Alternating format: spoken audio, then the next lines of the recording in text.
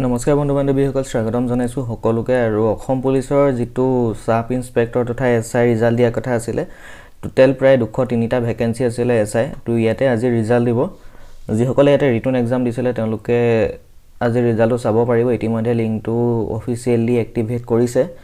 এইটো দেখা পাব আপোনালোকক মই লিংক ডেছক্ৰিপশ্যনত দি দিছোঁ। ডাইৰেক্ট অফিচিয়েল ৱেবছাইট, ইয়াতে ক্লিক হিয়াৰত যাব পাৰিব।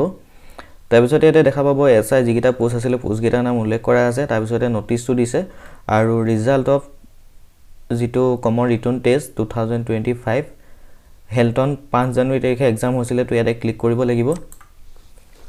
ক্লিক কৰাৰ পিছতে ইয়াতে যিটো মেইন ৰিজাল্টৰ লিংক হয় সেইটো মুকলি কৰি দিছে ৰিজাল্টৰ লিংকটো। কিন্তু আপোনালোকৰ যিটো এভেইলেবল হয়, যিটো আপোনালোকে লগ ইন কৰি চাব পাৰিব, সেইটো 11টা বজাত এক্টিভ হ'ব কিছু সময় পিছতে। আৰু যিসকলে এতিয়ালৈকে ৰিজাল্টটো লিংকটো পোৱা নাই, অফিচিয়েল ৱেবছাইটত দি দিছে, আপোনালোকে এই লিংকটোতে পাব। জাষ্ট আপোনালোকৰ এক্টিভেট হৈ যাব 11টা বজাত। তো এইখিনি আছিল ইনফৰমেশ্যনখিনি। ফ্ৰেণ্ডসকলৰ মাজত ভিডিঅ'টো শ্বেয়াৰ কৰি দিব। তো এতিয়ালৈ ইমানেই, ধন্যবাদ।